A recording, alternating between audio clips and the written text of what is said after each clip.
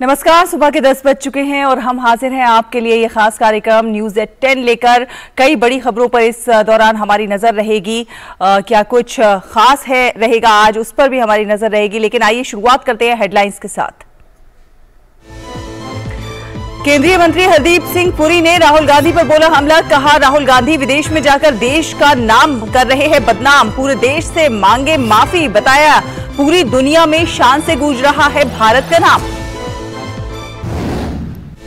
संसद में क्या आज खत्म हो पाएगा गतिरोध? अपनी अपनी मांगों पर अड़े पक्ष और विपक्ष। राज्यसभा में कपड़ा मंत्रालय और कौशल विकास मंत्रालय से संबंधित कार्यकरण पर चर्चा सूचीबद्ध। लोकसभा में भी अहम विधायी कार्य हैं सूचीबद्ध। जापान के प्रधानमंत्री किशिदा फुमियो 2 दिन के भारत दौरे पर दिल्ली पहुंचे। प्रधानमंत्री नरेंद्र मोदी के साथ होगी बैठक। दोनों पक्ष आपसी हित के द्विपक्षीय और क्षेत्रीय मुद्दों पर करेंगे विचार। G7 के अध्यक्ष पद पर जापान और G20 के अध्यक्ष पद पर भारत की वरीयताओं पर भी होगी चर्चा। ब्रिटेन में भारतीय उच्चायोग पर हमला। भारत ने दिल्ली स्थित ब्रिटेन उच्चायुक्त को किया तलब। सुरक्षा नहीं होने पर मांगा स्पष्टीकरण। दोषियों की पहचान कर तुरंत गिरफ्तार करने की मांग। G20 के तहत सिविल 20 की बैठक आज से नागपुर में। सिविल सोसाइटी की भूमिका पर होगी विस्तार से चर्चा। तो वहीं अमृतसर में श्रम 20 सम्मेलन में अब तक श्रमिकों से जुड़े कई मुद्दों पर हुई बातचीत। कोयंबटूर में भी आज से G20 यंग एम्बेसडर समिट। आज से रूस की यात्रा पर होंगे चीन के राष्ट्रपति शी जिनपिंग। यूक्रेन पर आक्रमण के बाद से पहला रूस दौरा। राष्ट्रपति पुतिन के साथ कई अहम मुद्दों पर होगी चर्चा।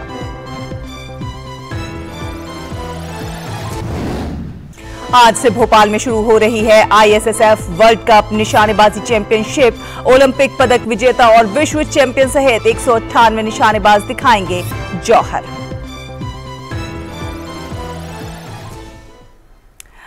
तो चलिए बुलेटिन की शुरुआत करते हैं। खबरों को विस्तार से देखते हैं। आपको बता दें कि केंद्रीय मंत्री हरदीप सिंह पुरी ने राहुल गांधी के हालिया बयानों को लेकर उनकी आलोचना की है। प्रेस वार्ता को संबोधित करते हुए हरदीप सिंह पुरी ने कहा है कि राहुल गांधी ने लंदन में देश के लोकतंत्र, मीडिया और न्यायपालिका पर जिस तरह से सवाल खड़े किए हैं, उस पर उन्हें देश से माफी मांगनी चाहिए।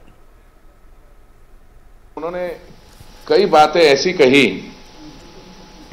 जिसपे कुछ लोगों ने कमेंट किया है, पर मुझे लग रहा है कि द फुल इंपोर्ट ऑफ दो statements has not really been understood. One of the statements he is made is that we are facing, and I am quoting, quote, we are facing an attack on the basic structure of Indian democracy. In the constitution, India is defined as a union of state, and that union requires a negotiation. And then he goes on to compare the Indian Union with the European Union. और संसद के budget सत्र का दूसरा हिस्सा लगातार हंगामे और शोर शराबे की भेंट चढ़ रहा है। आज सोमवार है और फिर से एक नई सुबह है। तो सवाल यही है कि क्या आज दोनों सदनों में ये गतिरोध टूट पाएगा, क्योंकि राहुल गांधी के लंदन में दिए गए बयान के बाद से सरकार और बीजेपी दोनों ही आक्रामक हैं, राहुल से माफी की मांग पर अड़े हुए हैं। तो वहीं दूसरी ओर कांग्रेस समेत पूरा विपक्ष चाहता है कि अडानी से जुड़े हिंडनबर्ग रिपोर्ट पर जेपीसी जांच बिठाई जाए। इन सबके बीच संसद के विधायी कामकाज बुरी तरह से प्रभावित हो रहे हैं। इस बीच दोनों सदन के अहम विधायी कामकाज बुरी तरह से प्रभावित हैं। कई विधेयक लंबित पड़े हुए हैं और सदन के पटल पर सरकारी विभागों की रिपोर्ट पेश नहीं हो पा रही है। राज्यसभा में कपड़ा मंत्रालय और कौशल विकास मंत्रालय से संबंधित कार्यकरण पर चर्चा सूचीबद्ध है।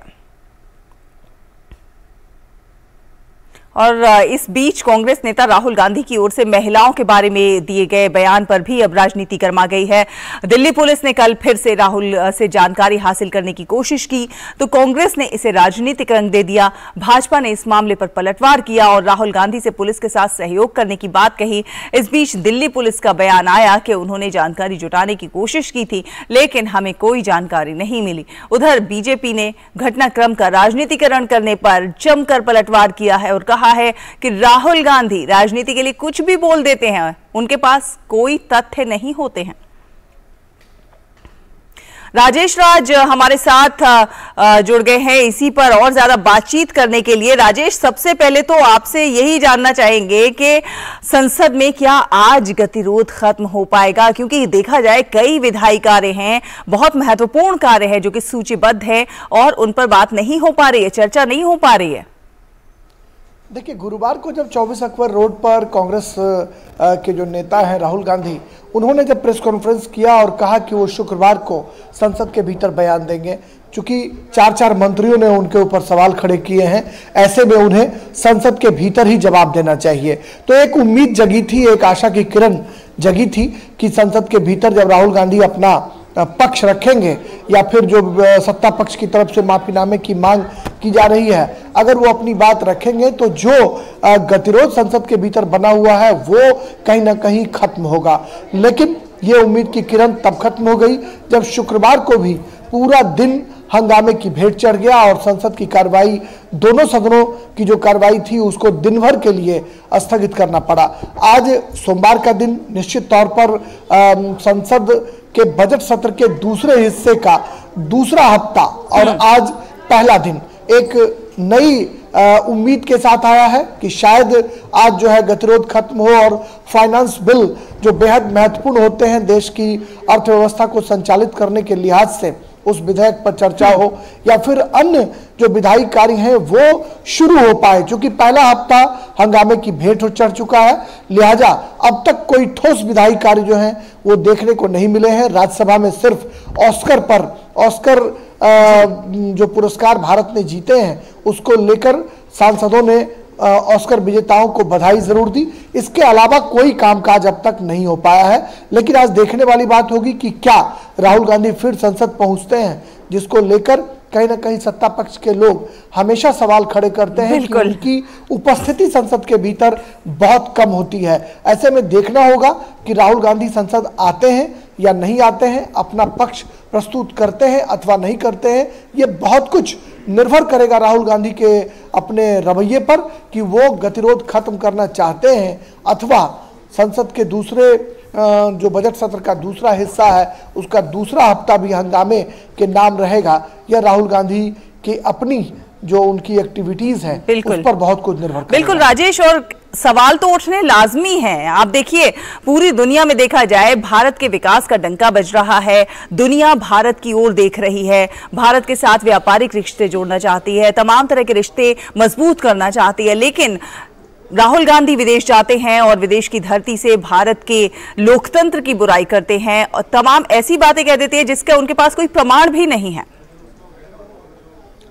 हाँ, देखिए, इस तरह की बातें मैंने आपको पहले भी कहा, जब 8 बजे हम लोग गुफ्तगू कर रहे थे सहला, तो हमने पहले भी कहा कि राहुल गांधी की इमेज एक हल्के फुल्के नेता के तौर पर करीब करीब स्थापित हो गई थी। भारत जोड़ो यात्रा ने उनके हल्के फुल्के कद के नेता को एक गंभीर नेता के रूप में परिणत करने की कोशिश जरूर की, लेकिन उसमें बहुत कामयाब वो नहीं हो पाए। चूंकि राष्ट्रपति के अभिभाषण पर चर्चा के दौरान जैसे ही उनका वक्तव्य जो है वो लोकसभा के भीतर आता है, जब उन तकरीर देने के लिए खड़े होते हैं, तो सरकार पर हमले करने के बजाय या सरकार की नीतियों की आलोचना करने के बजाय वो व्यक्तिगत प्रधानमंत्री पर हमला करते हैं, बीजेपी को कटघरे में खड़ा करते हैं और भारत जोड़ो यात्रा का पूरा संस्मरण संसद के भीतर सुनाने लगते हैं। तो इससे उनकी गंभीरता का आकलन जो पॉलिटिकल पंडित कर रहे थे कि अब जो उनकी जो विरोधी उनके बारे में जिस तरह की बातें किया करते थे उसमें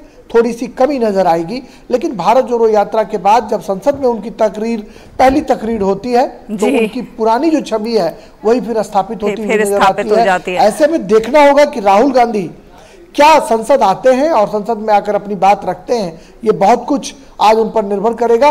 बहरहाल राहुल गांधी बिना तथ्य के जो आरोप सरकार बिल्कुल बिना तथ्य के आरोप लगाते हो, जिस तरह से उन्होंने राजेश महिलाओं के बारे में जो बयान दिया है उसे लेकर बहुत राजनीति गर्म है और पुलिस भी कल जिस तरह से गई थी राहुल गांधी से कुछ सवालों के जवाब जानने के लिए और राहुल ने पुलिस को एंटरटेन नहीं किया, उनको सवालों के जवाब नहीं दिए, तो ये भी अपने आप में प्रश्न चिन्ह खड़े करता है।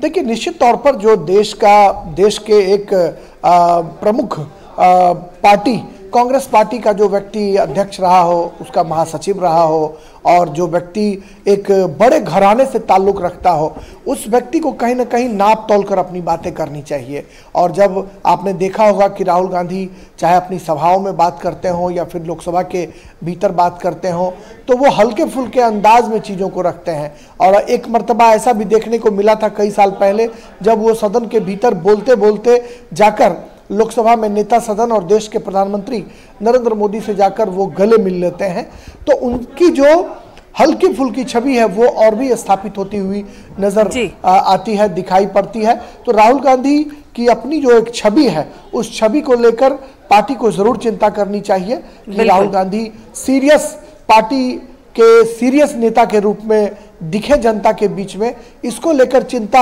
जरूर जताई जानी चाहिए। बहरहाल राहुल गांधी के माफीनामे की मांग को लेकर संसद में जो गतिरोध बना हुआ है, वो गतिरोध आज खत्म होता है अथवा नहीं, इस पर तमाम लोगों की निगाहें टिकी रहेंगी। लेकिन उम्मीद ज्यादा यही दिखाई पड़ रही है कि हंगामा जो है या शोर शराबा जो है वो बहाल रह सकता है, क्योंकि विपक्ष भी जेपीसी की मांग कर रहा है और सत्ता पक्ष राहुल गांधी के माफीनामे की मांग कर रहे हैं। तो ऐसे में गतिरोध के बरकरार रहने की संभावना बिल्कुल राजेश, चिंता यही है और उम्मीद की जा सकती है कि शायद आज गतिरोध समाप्त हो जाए और कुछ विधायी कामकाज फिर से पटल पर रखे जाए और कुछ सुचारू रूप से विधायी कामकाज चलाए जा सके। आप अपनी नजर बनाए रखिए संसद के कामकाज पर, आप आगे आपसे संपर्क करेंगे। फिलहाल धन्यवाद आपका इस तमाम इनपुट्स को हमारे दर्शकों से साझा करने के लिए। फिलहाल एक छोटा सा ब्रेक लेते हैं, ब्रेक के उस पार कुछ और खबरें रहेंगी। देखते रहिए डीडी न्यूज। शुरू करो, डालो बुनियाद, घर महल नजर आएगा। वंडर लाइए, वंडर अपनाइए, फर्क नजर आएगा। वंडर सीमेंट, फर्क नजर आएगा। ब्रेक के बाद स्वागत है आपका। आप देख रहे हैं डीडी न्यूज। आपको बता दें कि जापान के प्रधानमंत्री किशिदा फूमियो 2 दिन के भारत दौरे पर आज सुबह नई दिल्ली पहुंच गए। केंद्रीय मंत्री राजीव चंद्रशेखर ने उनकी अगवानी की। उनका प्रधानमंत्री नरेंद्र मोदी के साथ आज वार्ता का कार्यक्रम है। बैठक के दौरान दोनों पक्ष आपसी हितों के द्विपक्षीय और क्षेत्रीय मुद्दों पर विचार विमर्श करेंगे। इस दौरान G7 के अध्यक्ष पद पर जापान और G20 के अध्यक्ष पद पर भारत की वरीयताओं पर चर्चा होगी। जापान के प्रधानमंत्री दोपहर बाद 41वां सप्रू हाउस व्याख्यान देंगे। 2014 में भारत और जापान के संबंधों को विशेष रणनीतिक और वैश्विक भागीदारी का दर्जा प्राप्त हुआ था। दोनों देशों के बीच रक्षा और सुरक्षा, व्यापार और निवेश, विज्ञान और प्रौद्योगिकी, शिक्षा और स्वास्थ्य देखभाल जैसे विभिन्न क्षेत्रों में व्यापक भागीदारी है। नागरिक उड्डयन मंत्री ज्योतिरादित्य सिंधिया ने CAPA इंडिया एविएशन समिट 2023 को संबोधित किया। ज्योतिरादित्य सिंधिया ने कहा कि आज भारत दुनिया में सबसे तेज गति से विकास कर रहा है। We are the third largest domestic civil aviation market already in the world. Today we are the fastest growing country in the world. By 2030, by World Bank predictions, by the IMF's predictions, we will become the third largest economy in the world, ahead of Germany and Japan. So our economic growth rate is going to be a huge multiplier for our civil aviation sector. Jyotiraditya Scindia ने कहा कि PM Modi ने infrastructure sector के विकास पर काफी जोर दिया है। पिछले 9 वर्षों में हवाई अड्डों की संख्या में काफी बढ़ोतरी हुई है। The Prime Minister has concentrated, laid great emphasis on the development of infrastructure. 70 years or 67 years of India's independence, we had built 74 airports. In the last 9 years, we have doubled that number, which stands at 148 airports, waterdromes and heliports today. That is the rapidity with which infrastructure is being built out. Britain में भारतीय high commission पर हमला करके चरमपंथियों ने कामकाज में बाधा डालने की कोशिश की है। इस घटना पर भारत सरकार ने कड़ी प्रतिक्रिया जाहिर की है। दिल्ली स्थित ब्रिटेन के उच्चायुक्त को तलब किया गया और लंदन में हुई इस घटना की निंदा की। भारत सरकार की ओर से कहा गया कि ब्रिटिश सुरक्षा व्यवस्था का इस तरह से अनुपस्थित रहना गंभीर चिंता का विषय है। भारत ने इस मामले में मांग की है कि ब्रिटिश सरकार फौरन दोषियों की पहचान करे और उनकी गिरफ्तारी समेत जरूरी कार्रवाई करे। भारत के इस रुख के बाद ब्रिटिश उच्चायुक्त ने इस घटना की कड़े शब्दों में निंदा की है। भारत में ब्रिटिश उच्चायुक्त एलेक्स एलिस ने लंदन में हुई घटना की निंदा करते हुए उन्होंने ट्वीट किया है, कहा है कि मैं लंदन में भारतीय हाई कमीशन के लोगों और परिसरों के खिलाफ शर्मनाक कार्रवाई की निंदा करता हूं, जो पूरी तरह से अस्वीकार्य है। रुकेंगे एक और छोटे से ब्रेक के लिए, जल्द हाजिर होंगे। देखते रहिए डीडी न्यूज। शुरू करो, डालो बुनियाद, घर महल नजर आएगा। वंडर लाइए, वंडर अपनाइए, फर्क नजर आएगा। वंडर सीमेंट, फर्क नजर आएगा। Yes yes. मैच में डूब गए और हैंड वॉश भूल गए। Hand wash reminder by hand ambassador Sachin Tendulkar का हाथ। सेवलॉन स्वस्थ इंडिया मिशन। स्वागत है ब्रेक के बाद।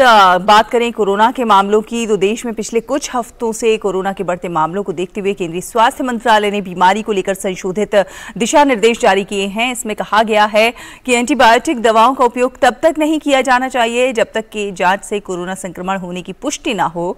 संशोधित दिशा निर्देशों में कहा गया है कि दवा लेने से पहले कोरोना संक्रमण के साथ अन्य स्थानिक संक्रमण की संभावना को भी ध्यान में रखना चाहिए। हल्की बीमारी में स्टेरॉइड्स के इस्तेमाल की सलाह नहीं दी जाती है। मंत्रालय ने शारीरिक दूरी बनाए रखने, बंद जगहों पर मास्क के इस्तेमाल, समय समय पर साबुन से हाथ धोते रहने को कहा है। बीमारी के लक्षणों पर नजर रखने, शरीर के तापमान की जांच कराते रहें और ऑक्सीजन में उतार चढ़ाव पर भी निगरानी रखने की सलाह दी है। दिशा निर्देशों में कहा गया है कि अगर किसी को सांस लेने में दिक्कत हो रही है तो उसे तुरंत डॉक्टर से संपर्क करना चाहिए। अगर 5 दिन से तेज बुखार और खांसी हो तब भी चिकित्सीय सहायता लेने की सलाह दी गई है। जोखिम वाले लोगों को अत्यधिक सावधानी बरतने को कहा गया है। मध्यम या गंभीर रोग के बढ़ने का खतरा हो तो रेमडेसिविर दवा 5 दिन तक लेने की सलाह दी गई है। इसमें पहले दिन 200 mg की और उसके बाद 4 दिन 100 mg दवा लेने को कहा गया है। संशोधित गाइडलाइंस में lopinavir, ritonavir, hydroxychloroquine, ivermectin, molnupiravir, favipiravir, azithromycin और डॉक्सीसाइक्लिन जैसी दवाओं का इस्तेमाल ना करने की सलाह दी गई है। कोविड-19 पर राष्ट्रीय निगरानी समूह ने वयस्क कोविड-19 रोगियों के इलाज के लिए प्लाज्मा थेरेपी का उपयोग भी नहीं करने की सलाह दी है। तो चलिए नजर डालते हैं कोरोना संक्रमण के ताजा आंकड़ों पर। स्वास्थ्य एवं परिवार कल्याण मंत्रालय के मुताबिक देश भर में पिछले 24 घंटों में कोरोना के 918 नए मामले दर्ज किए गए। वहीं पिछले 24 घंटों में 479 मरीज उपचार करवाकर स्वस्थ हो चुके हैं, जिसके बाद देश में रिकवरी रेट 98.8% हो गया है। वहीं साप्ताहिक पॉजिटिविटी रेट वर्तमान में 0.86% दर्ज किया गया। इसके साथ ही दैनिक पॉजिटिविटी रेट 2.08% दर्ज किया गया। देश में कोरोना के सक्रिय मामलों की संख्या 6350 है। देश में टीकाकरण का आंकड़ा भी तेजी से बढ़ रहा है। कोविड महामारी के खिलाफ सबसे प्रभावी हथियार के रूप में शुरू किए गए टीकाकरण अभियान के तहत देश में अब तक 220.65 करोड़ से अधिक टीकों की खुराक दी जा चुकी है। पिछले 24 घंटों में 1246 से अधिक कोविड टीके लगाए गए। और ईडी के नए समन पर आज पेश होंगी तेलंगाना के मुख्यमंत्री की बेटी की कविता। ये एक सवाल है और सवाल इसलिए है क्योंकि दिल्ली शराब घोटाले से जुड़ी मनी लॉन्ड्रिंग जांच में पिछली बार कविता ईडी के दफ्तर नहीं पहुंची थी और तब उन्होंने जांच एजेंसी के पास अपने वकील के हाथों डॉक्यूमेंट्स भेज दिए थे। ईडी ने उन्हें दिल्ली शराब नीति मामले में पूछताछ के लिए तलब किया था, जिसके बाद उनके नाम एक नया समन जारी किया गया। अब ईडी ने सुप्रीम कोर्ट में एक कैविएट दायर करके आग्रह किया है कि अदालत को उनका पक्ष सुने बिना और उनके द्वारा एकत्र किए गए सबूतों की जांच किए बिना कोई निर्णय नहीं लेना चाहिए। दरअसल हालांकि कविता ने पिछली बार ही सुप्रीम कोर्ट में याचिका लगाई थी कि नियमों के तहत ईडी एक महिला को पूछताछ के लिए अपने ऑफिस में नहीं बुला सकती है और ईडी को पूछताछ करने के लिए उनके घर आना होगा। इस मुद्दे पर सुप्रीम कोर्ट 24 मार्च को सुनवाई करेगा, लेकिन कोर्ट ने कविता को कोई अंतरिम राहत नहीं दी थी। इससे पहले ईडी कविता से 11 मार्च को 9 घंटे की पूछताछ कर चुकी है। रिपोर्ट्स के मुताबिक इस दौरान उनसे हैदराबाद के बिजनेसमैन अरुण रामचंद्रन पिल्लई के बयानों के बारे में पूछा गया था। पिल्लई को इसी केस में गिरफ्तार किया गया है। उसे साउथ ग्रुप का फ्रंटमैन कहा जाता है। माना जाता है कि पिल्लई कविता का करीबी है। उनके बयान को मनी लॉन्ड्रिंग एक्ट यानी पीएमएलए के तहत दर्ज किया गया था। और आज से 5वां पोषण पखवाड़ा शुरू हो रहा है। महिला एवं बाल विकास मंत्रालय देश भर में विभिन्न कार्यक्रमों के साथ आज से 3 अप्रैल 2023 तक 5वां पोषण पखवाड़ा मनाएगा। पखवाड़े का उद्देश्य जन आंदोलन और जन भागीदारी के माध्यम से पोषण के महत्व के बारे में जागरूकता बढ़ाना और खाने की स्वस्थ आदतों को बढ़ावा देना है।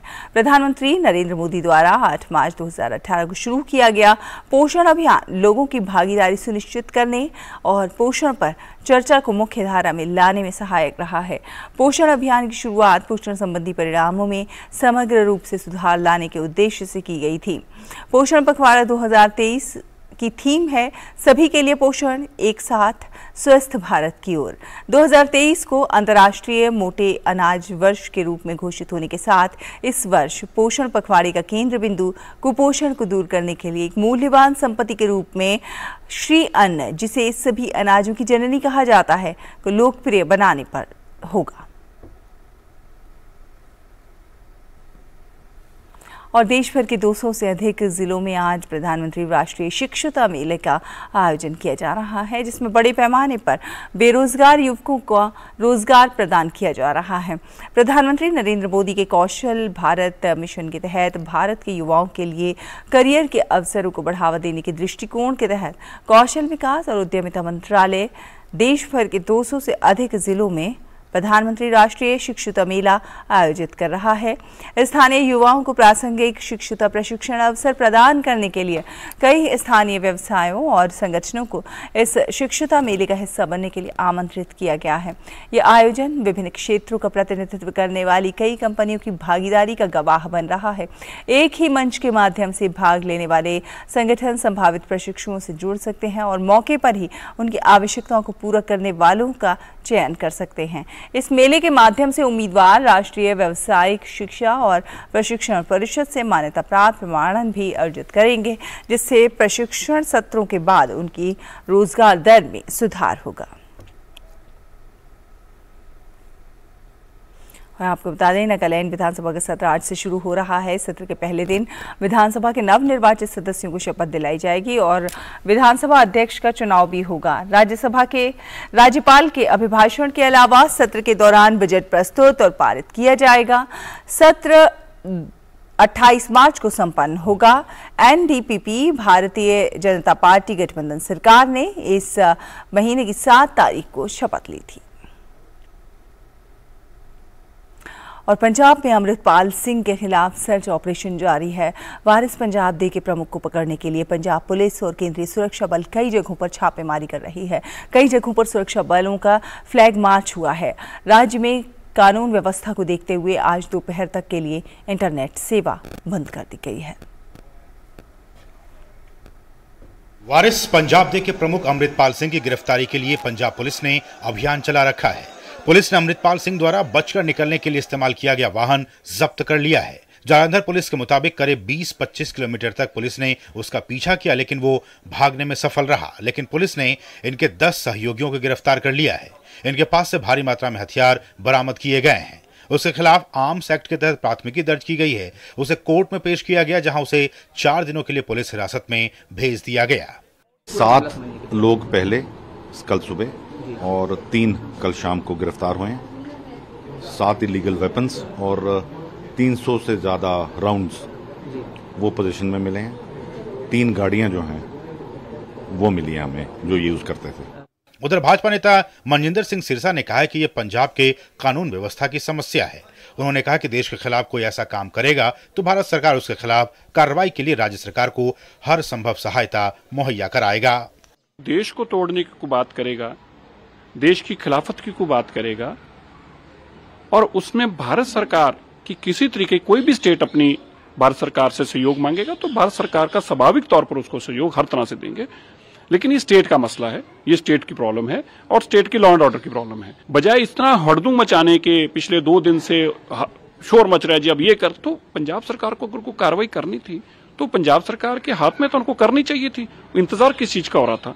पंजाब में वारिस पंजाब दे मुखिया अमृतपाल को भगोड़ा घोषित करने के बाद पंजाब पुलिस अलर्ट मोड पर चल रही है। पंजाब से लगने वाले इलाकों में सुरक्षा बढ़ा दी है। पंजाब पुलिस के साथ केंद्रीय सुरक्षा बलों को भी लगाया गया है। पुलिस हर छोटी बड़ी गतिविधियों पर नजर बनाए हुए है। सुरक्षा के मद्देनजर राज्य में इंटरनेट सेवा सोमवार दोपहर तक के लिए बंद कर दी गई है। बॉर्डर वाले इलाकों में पुलिस ने रात से ही नाकेबंदी कर रखी है। पंजाब में प्रवेश करने वाले हर वाहन की तलाशी की जा रही है। बिना तलाशी लिए किसी भी वाहन को प्रवेश नहीं करने दिया जा रहा है। संदिग्ध लोगों को काबू करने के लिए पुलिस मुस्तैद है। उधर मोहाली में शांति व्यवस्था बनाए रखने के लिए सुरक्षा बलों ने मोहाली में फ्लैग मार्च निकाला और लगातार सर्च ऑपरेशन चला रही है। शिशु शर्मा शांतल के साथ ब्यूरो रिपोर्ट, डीडी न्यूज। और इसी के साथ यहाँ रुकेंगे एक छोटे से ब्रेक के लिए, जल्द हाजिर होंगे। आप देखते रहिए डीडी न्यूज। शुरू करो, डालो बुनियाद, घर महल नजर आएगा। वंडर लाइए, वंडर अपनाइए, फर्क नजर आएगा। वंडर सीमेंट, फर्क नजर आएगा। बुफे पे टूट पड़ो मेरे बाराती, बट पहले टूटो हैंड वॉश पे। Enjoy hand wash reminder by your hand ambassador Sachin Tendulkar का हाथ, सेवलॉन स्वस्थ इंडिया मिशन। के बाद स्वागत है आपका और आइए अब खबरें देखते हैं G20 की।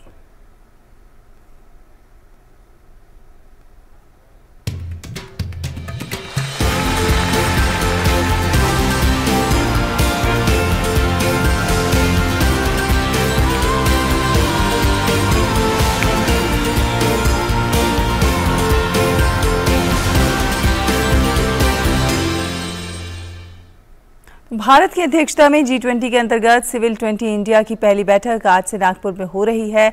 2 दिन की इस बैठक में दुनिया भर के सामाजिक संगठनों को ये बताने का अवसर मिलेगा कि G20 के नेताओं से जनता की क्या अपेक्षाएं हैं।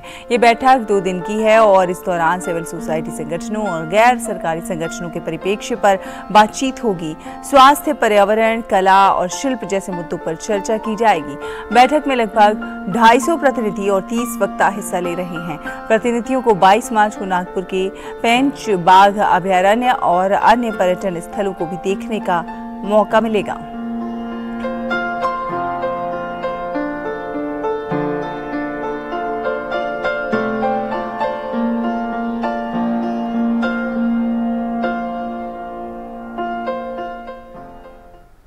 और पहला श्रम 20 यानी कि L20 का 2 दिवसीय सम्मेलन पंजाब के अमृतसर शहर में चल रहा है।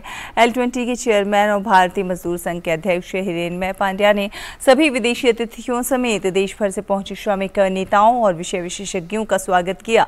उन्होंने उम्मीद जताई कि ये सम्मेलन श्रमिकों के ज्वलंत मुद्दों को हल करने में राह दिखाएगा। इसके अलावा श्रमिकों की सम्मानजनक आजीविका और रोजगार, अंतर्राष्ट्रीय स्तर पर श्रमिकों का पलायन, कौशल विकास और कर्मचारी और सरकार की जिम्मेदारी समेत श्रमिकों से जुड़े अन्य कई महत्वपूर्ण मुद्दों पर भी विस्तार से चर्चा की गई। भारतीय मजदूर संघ BMS भारत की G20 की अध्यक्षता के तहत L20 के पहले सम्मेलन के आयोजन से संबद्ध अग्रणी राष्ट्रीय श्रमिक संघ है।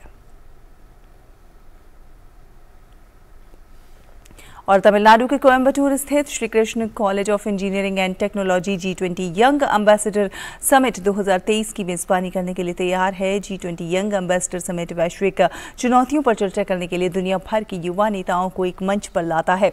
G20 young ambassador summit Bharat के युवाओं पर केंद्रित प्रयासों का उदाहरण होगा और दुनिया भर के युवाओं को इसके मूल्यों और नीतिगत उपायों को प्रदर्शित करने का मौका देगा। G20 समिट युवाओं को वैश्विक मुद्दों के बारे में जागरूकता बढ़ाने, विचारों का आदान प्रदान करने, बातचीत करने के साथ आम सहमति तक पहुंचकर भविष्य के नेता बनने के लिए प्रोत्साहित करता है। समिट की theme fuelling the future of global youth है। और नागालैंड में 5 अप्रैल को कोहिमा में होने वाली G20 व्यापार बैठक 2023 की सभी तैयारियां पूरी हो गई हैं।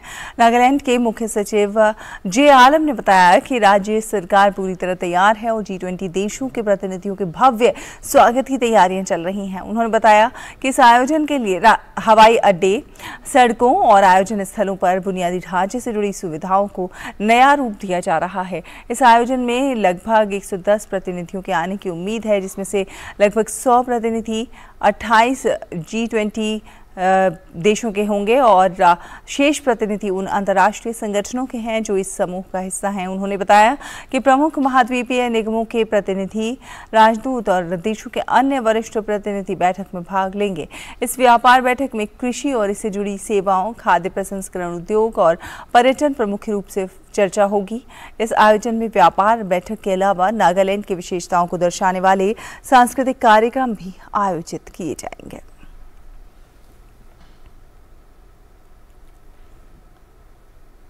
और केंद्रीय स्वास्थ्य एवं परिवार कल्याण मंत्रालय और WHO दक्षिण पूर्व एशिया क्षेत्रीय कार्यालय SEARO नई दिल्ली में आज से डिजिटल स्वास्थ्य पर 2 दिवसीय वैश्विक सम्मेलन अंतिम व्यक्ति तक सार्वभौमिक स्वास्थ्य कवरेज प्रदान करना आयोजित कर रहा है। इसकी अध्यक्षता केंद्रीय स्वास्थ्य एवं परिवार कल्याण मंत्री डॉक्टर मनसुख मांडविया करेंगे। कार्यक्रम में स्वास्थ्य मंत्रालय समेत कई अन्य संस्थाओं के विभिन्न वरिष्ठ अधिकारी भी हिस्सा लेंगे। ये सम्मेलन वैश्विक नेताओं और स्वास्थ्य विकास भागीदारों, स्वास्थ्य नीति निर्माताओं, डिजिटल स्वास्थ्य नवप्रवर्तकों और लोगों को प्रभावित करने वाले और शिक्षाविदों और अन्य हितधारकों को एक मंच पर लेकर आएगा। ये वैश्विक सम्मेलन एक दूसरे से संबंधित डिजिटल स्वास्थ्य पहलों के कार्यान्वयन में तेजी लाने के मुद्दों को बल देगा। इस सम्मेलन में एक मंत्री स्तरीय सत्र भी आयोजित होगा। इसमें पैनल चर्चा के साथ साथ डिजिटल रूपांतरण, चुनौतियों, अवसरों और सफलता के महत्वपूर्ण कारकों पर अंतर्दृष्टि और अनुभव पर विचार मंथन शामिल होगा। और अब अगली खबर आपको बता दें, जम्मू कश्मीर में आतंकवाद से जुड़े मामलों पर बड़ी कार्रवाई चल रही है। जम्मू कश्मीर पुलिस की विशेष जांच इकाई पुलवामा जिले के काकापोरा इलाके में तलाशी अभियान चला रही है। बात मौसम के मिजाज की करें तो उत्तर भारत के तमाम हिस्सों में मौसम इन दिनों कुछ अलग मिजाज में नजर आ रहा है। दिल्ली में आज गरज के साथ बारिश होने की संभावना जताई जा रही है। मौसम विभाग ने ऑरेंज अलर्ट जारी किया है और मौसम की गतिविधियों में तेज बदलाव को देखते हुए लोगों से इसके लिए तैयार रहने की अपील की गई है। मौसम विभाग ने कहा है कि तेज हवाएं भी चल सकती हैं। हालांकि अगले 4-5 दिनों तक अधिकतम तापमान में बड़ा बदलाव होने की संभावना नहीं है। रविवार को पूरे राजधानी क्षेत्र में बादल छाए रहे और तेज हवाएं चलती रहीं। और उत्तर प्रदेश के कई हिस्सों में बारिश का सिलसिला जारी है। राज्य के कई जिलों में बारिश के साथ तेज हवाएं भी चली हैं और ओले भी गिरे हैं। वहीं मौसम विभाग की ओर से राज्य के कई जिलों में ऑरेंज और येलो अलर्ट जारी किया गया है। राजधानी लखनऊ में आज सुबह तेज बारिश हुई। बारिश के बाद तापमान में गिरावट दर्ज की गई। आज भी पूरे दिन बादल छाए रहने की संभावना है। और एशिया का सबसे बड़ा ट्यूलिप गार्डन पूरी तरह से अब खिल चुका है, पर्यटकों के स्वागत के लिए तैयार है। केंद्र शासित प्रदेश जम्मू और कश्मीर को श्रीनगर स्थित एशिया का सबसे बड़ा ये ट्यूलिप गार्डन कल से पर्यटकों के लिए खुल गया है। हर साल यहाँ पर लाखों लोग दूर दूर से फूलों का खूबसूरत नज़ारा देखने आते हैं। लेफ्टिनेंट गवर्नर मनोज सिन्हा ने उद्घाटन समारोह में भाग लिया और दुनिया भर के लोगों को जम्मू कश्मीर आने और 16 लाख ट्यूलिप फूलों की मंत्रमुग्ध कर देने वाली सुंदरता का आनंद उठाने के लिए आमंत्रित किया। उपराज्यपाल ने कहा कि पिछले साल अभूतपूर्व 3.60 लाख पर्यटकों ने ट्यूलिप गार्डन का दौरा किया था। रुकेंगे एक ब्रेक के लिए, जल्द हाजिर होंगे, आप बने रहिए हमारे साथ।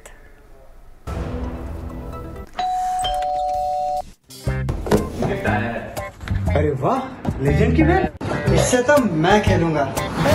फ्यूचर बैटिंग लेजेंड बैट, इसमें जिसका नाम लिखा है बैट उसी को मिलेगी। अरे यार, देखा, अगर इस पे मेरा नाम नहीं लिखा होता तो कितनी दिक्कत हो जाती। इसलिए आरबीआई कहता है बैंक अकाउंट हो या बैंक लॉकर, उसमें नॉमिनी का नाम जरूर दर्ज करें, ताकि आपकी जमा पूंजी उसी को मिले जिसे आपने नामित किया है। आरबीआई कहता है जानकार बनिए, सतर्क रहिए।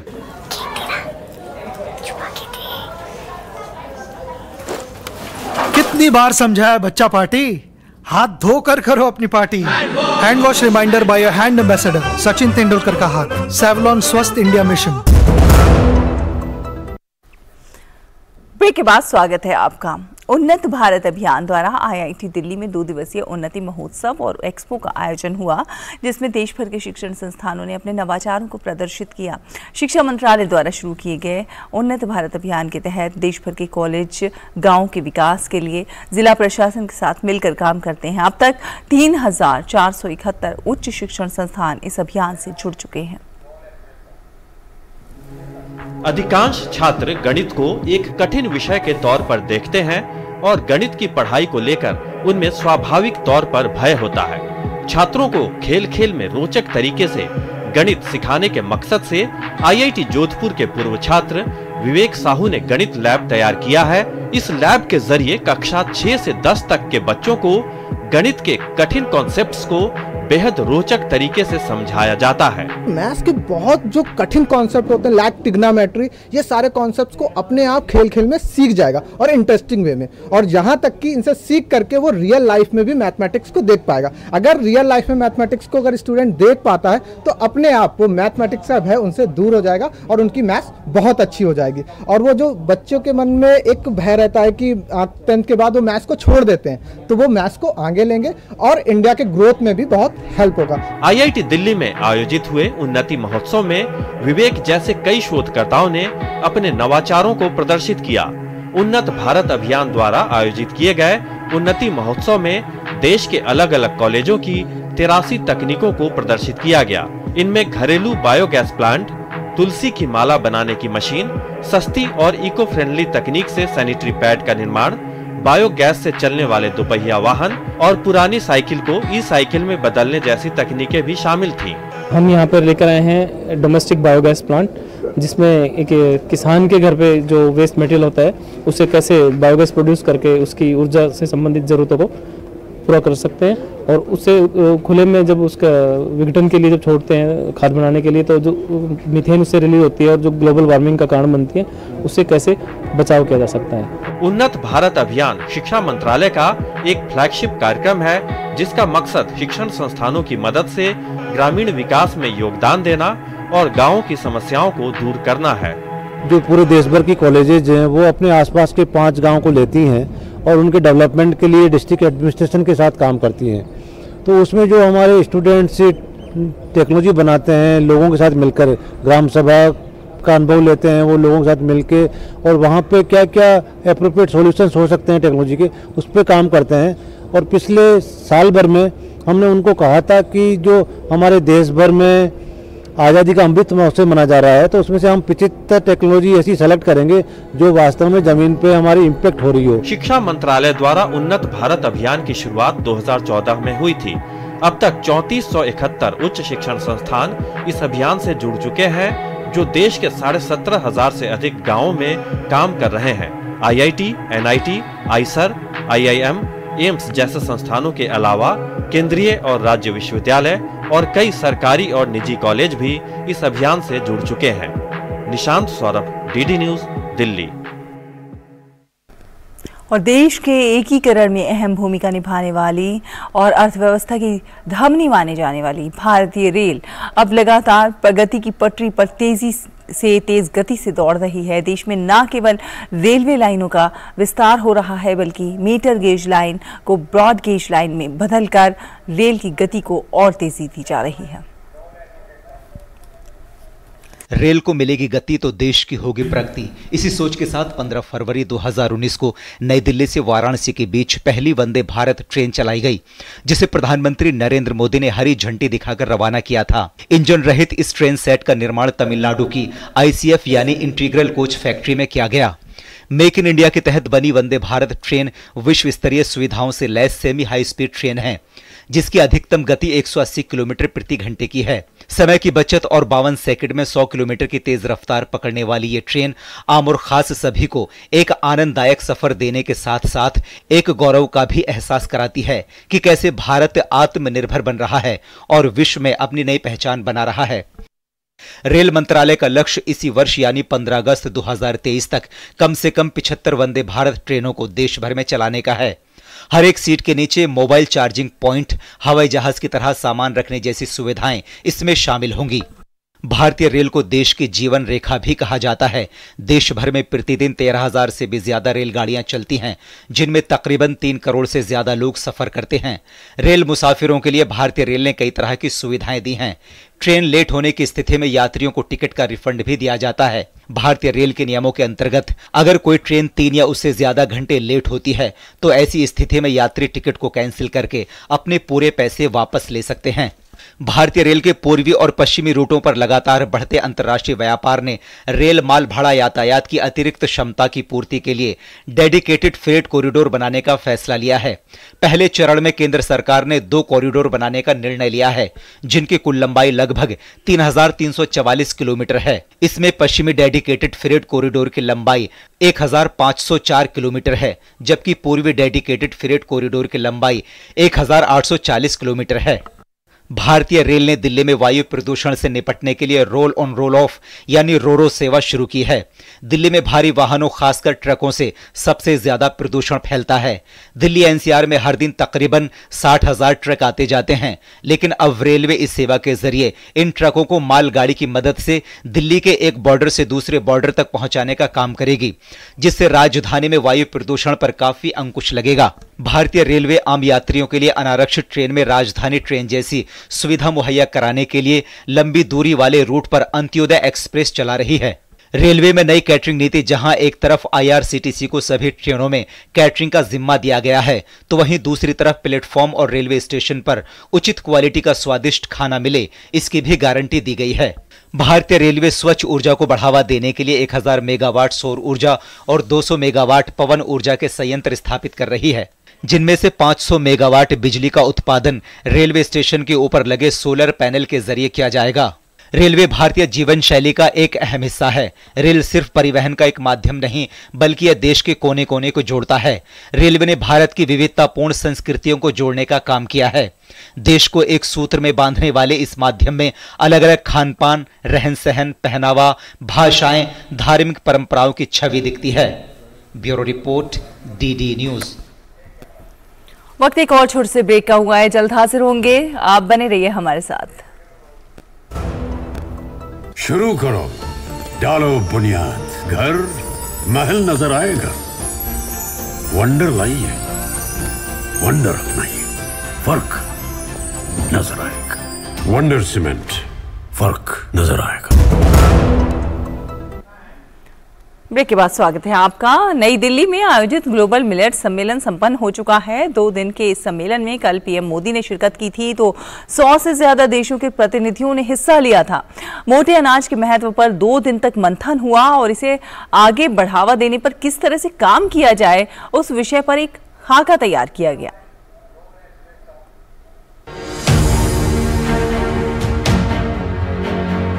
संयुक्त राष्ट्र संघ के सतत विकास लक्ष्यों को हासिल करने के साथ भारत के पारंपरिक खाद्यान्नों को वैश्विक जगत में खास पहचान दिलाने के लिए आयोजित ग्लोबल मिलेट्स कॉन्फ्रेंस में भारत के श्री अन्न को पीएम मोदी ने न केवल बढ़ावा देने का काम किया है, बल्कि दुनिया को इनके पोषण के महत्व से अवगत होने का अवसर भी प्रदान किया है।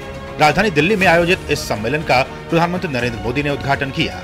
सम्मेलन में मिलेट्स से संबंधित सभी महत्वपूर्ण सत्रों में देश और दुनिया से भाग लेने आए वैज्ञानिकों, प्रगतिशील किसानों, उपभोक्ताओं और अन्य हितधारकों ने मिलेट्स के प्रचार प्रसार और जागरूकता के साथ बेहतर मूल्य श्रृंखला के विकास जैसे विषयों पर साझा रणनीति बनाकर काम करने पर जोर दिया। सम्मेलन की सार्थकता को रेखांकित करते हुए पीएम मोदी ने दुनिया भर से आए अतिथियों से भारतीय परंपराओं के प्रतीक पारंपरिक पोषक अनाजों की जनमानस के लिए जरूरत और खाद्य सुरक्षा की वैश्विक चुनौतियों का जिक्र किया। जब मिलेट श्री अन्न का मार्केट बढ़ेगा तो इन 2.5 करोड़ छोटे किसानों की आय बढ़ेगी।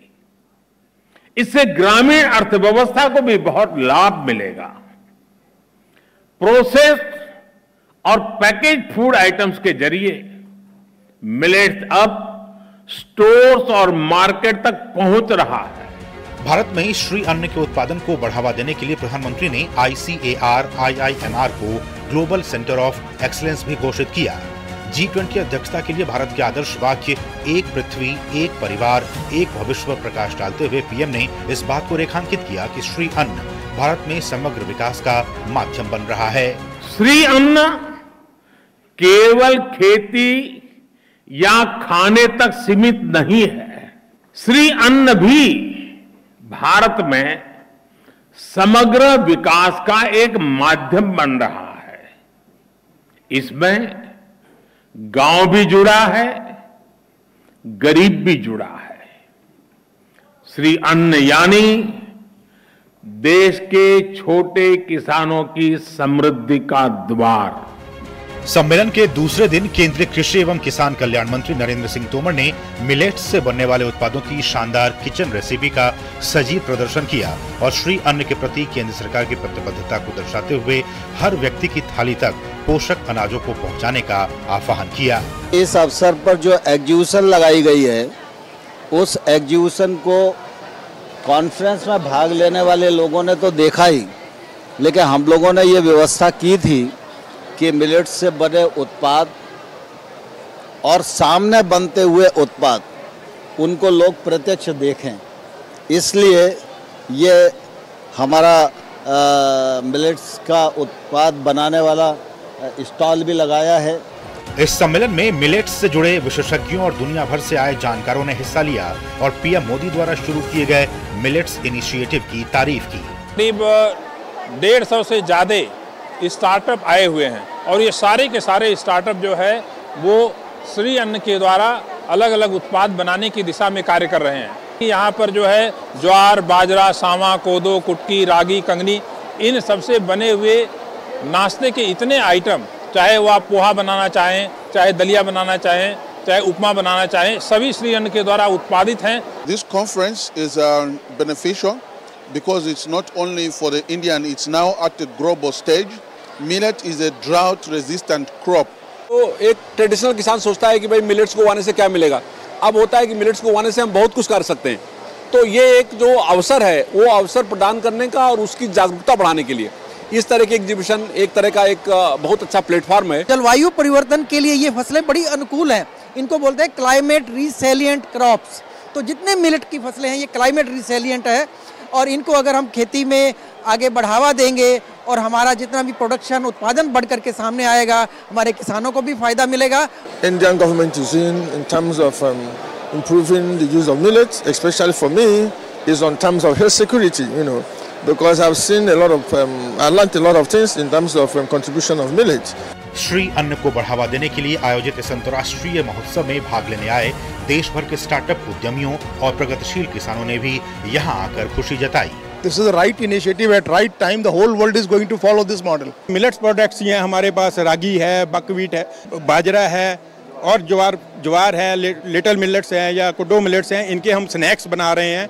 इसी से एक नया अमृत निकल के आता है क्योंकि बहुत सारी जब गोष्ठीज होती हैं तो उसमें एक नए तथ्य के साथ, नई ऊर्जा के साथ चीज़ें क्रिएट होती हैं, तो इसलिए बहुत रिक्वायर्ड था ये। अपना वैरायटीज़ लेके आए हैं और वो जो कुछ लोग जो आए हुए हैं किसान, वो यहाँ पर सीड्स के बारे में भी बता रहे हैं कि इसकी सीड अगर हम अपने अदर स्टेट में भी अगर हम इसको उगाना चाहते हैं तो वो लोग हमको सीड भी प्रोवाइड करा रहे हैं। इससे बेनिफिट हमें ये हुआ है कि जो भी कंज्यूमर्स यहाँ पे आए हैं वो अवेयर हुए हैं हमारे प्रोडक्ट के बारे में। तो जैसे हमारा जो प्रोडक्ट है वो काफ़ी सारे रिटेल स्टोर्स में और स्वीट शॉप्स में अवेलेबल होता है।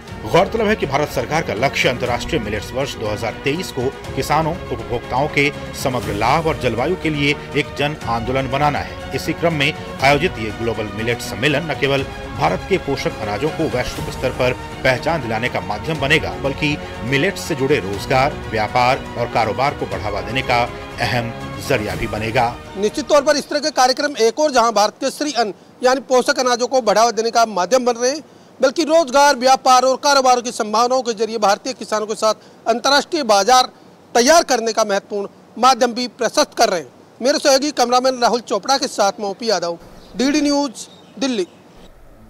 और नेपाल के प्रधानमंत्री पुष्पकमल दहल प्रचंड आज संसद में विश्वास मत का सामना करेंगे।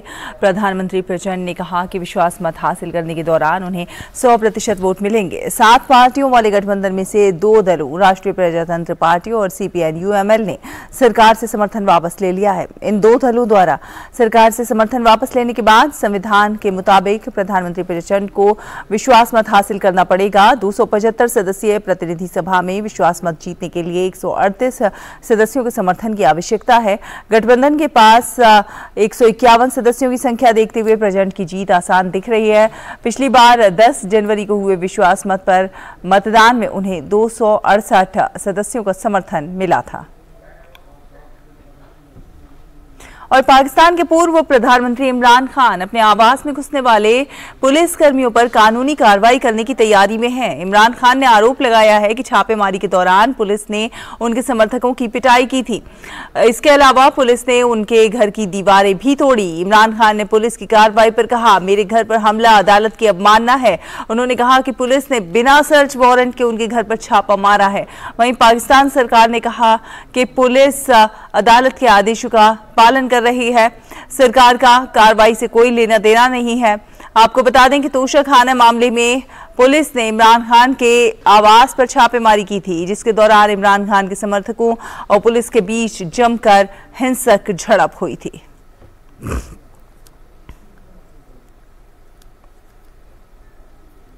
चीन के राष्ट्रपति शी जिनपिंग आज से 22 मार्च तक रूस की 4 दिवसीय यात्रा पर रहेंगे। शी जिनपिंग का ये दौरा रूस यूक्रेन जंग के बीच हो रहा है, जिस पर पूरी दुनिया की निगाहें टिकी हुई हैं।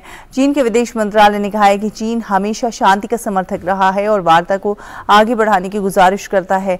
चीन के विदेश मंत्री ने कहा कि शी जिनपिंग अपनी यात्रा के दौरान रूसी राष्ट्रपति व्लादिमीर पुतिन से मुलाकात करेंगे। दोनों देशों के बीच व्यापक साझेदारी संबंधों और रणनीतिक सहयोग सहित सामयिक मुद्दों पर चर्चा होगी। इजराइल और फिलिस्तीन के बीच टकराव बढ़ता जा रहा है। इजराइल में एक फिलिस्तीनी बंदूकधारी ने कार में बैठे 2 लोगों पर गोलीबारी की। बंदूकधारी ने वेस्ट बैंक शहर में गोलीबारी की, जहां पर पिछले महीने कई हिंसात्मक घटनाएं हुई थी। ये घटना तब हुई जब इजराइल और फिलिस्तीनी के बीच हिंसा को समाप्त करने के लिए अमेरिका ने मिस्र में एक शांति वार्ता स्थापित की।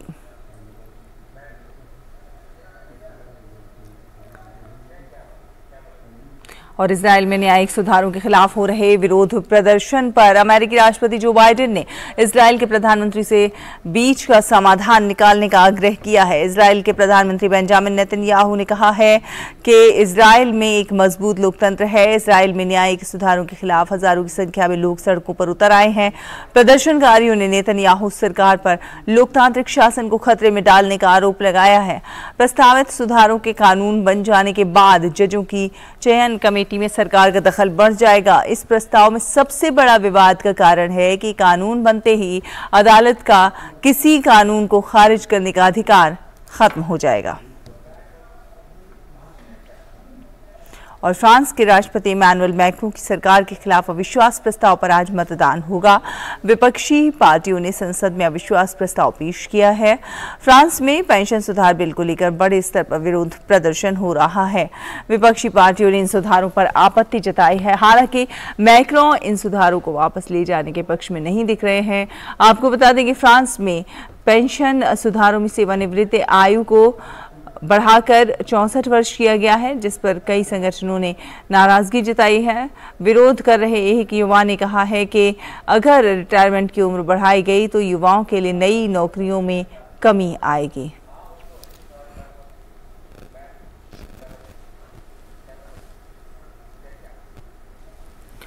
और मूत्र मार्ग में संक्रमण यानी कि यूरिनरी ट्रैक्ट इन्फेक्शन एक आम समस्या होती है, जिससे लोग अक्सर परेशान रहते हैं। यूटीआई दर्दनाक और असुविधाजनक भी हो सकता है। आपको बताते हैं इसके बारे में। मूत्र मार्ग में संक्रमण की समस्या आम है, जो महिलाओं में अधिक देखी जाती है। महिलाओं में पुरुषों के कंपैरेटिवली यूरिन में संक्रमण या यूरिनरी इन्फेक्शन या यूरिनरी ट्रैक्ट इन्फेक्शन जिसको हम कहते हैं, वो कहीं ज़्यादा कॉमन होता है compare to men. Urinary tract infection के लक्षण महिलाओं में और पुरुषों में सिमिलर होते हैं। बार बार पेशाब जाना, पेशाब में जलन होना, या अगर संक्रमण बहुत ज़्यादा होता है, इन्फेक्शन ज़्यादा होती है तो फीवर आता है। संक्रमण यदि ब्लैडर यानी पेशाब की थैली तक ही सीमित रहे तो दर्द का लक्षण उत्पन्न होता है। यदि संक्रमण गुर्दे व अन्य भागों में फैल जाए तो समस्या बढ़ जाती है। एक बहुत ज़रूरी चीज़ जो है, जो यूरिनरी ट्रैक्ट इन्फेक्शन वुमेन में प्रिवेंट करने के लिए की जा सकती है, वो है हाइजीन। एकदम सफाई रखना और सफाई के बाद उसको ड्राई रखना, उसको सारे पेरिनियल एरिया जो है एकदम पोंछ के ड्राई करके सूखा रखना जो है, क्योंकि गीले उसमें। और आपको सीधे लिए चलते हैं राजघाट, जहां पर जापान के प्रधानमंत्री फुमियो किशिदा इस समय बापू को, महात्मा गांधी को श्रद्धांजलि देने के लिए राजघाट पहुंच गए हैं। ये सीधी तस्वीरें आप राजघाट से देख पा रहे हैं, जहां पर जापान के प्रधानमंत्री पहुंचे हैं महात्मा गांधी को श्रद्धांजलि देने के लिए। तो सीधा प्रसारण आप राजघाट से देख रहे हैं। जापान के प्रधानमंत्री फुमियो किशिदा इस समय भारत के दौरे पर हैं और वो नई दिल्ली में राजघाट पहुंचे हैं महात्मा गांधी को श्रद्धांजलि देने के लिए।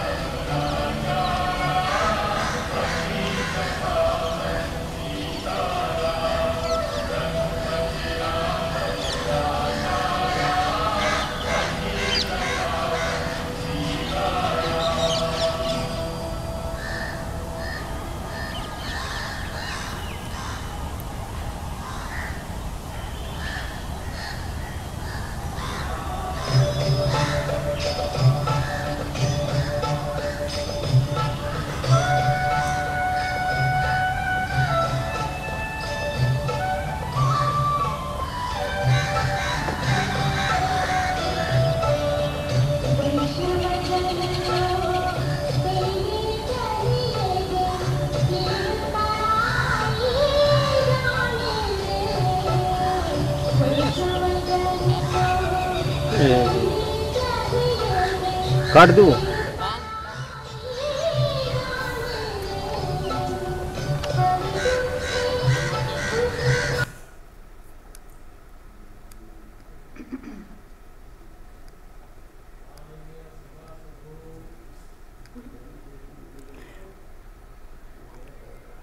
तो ये सीधा प्रसारण आप नई दिल्ली के राजघाट से देख रहे हैं, जहां पर जापान के प्रधानमंत्री फुमियो किशिदा इस समय मौजूद हैं और महात्मा गांधी की समाधि पर राजघाट में उन्होंने श्रद्धा सुमन अर्पित किए। और इस समय आप देख सकते हैं विजिटर्स रजिस्टर में वो अपने विचार अंकित करते हुए।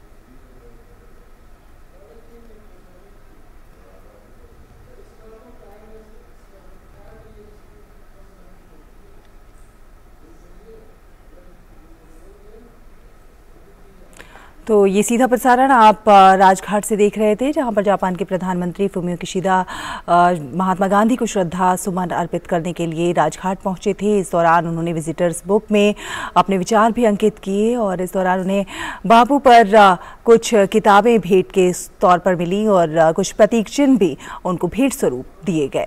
इसी के साथ इस बुलेटिन में फिलहाल इतना ही, लेकिन खबरों का सिलसिला लगातार जारी है। आगे आप समाचार देखेंगे जया सिन्हा के साथ। मुझे दीजिए अनुमति। नमस्कार।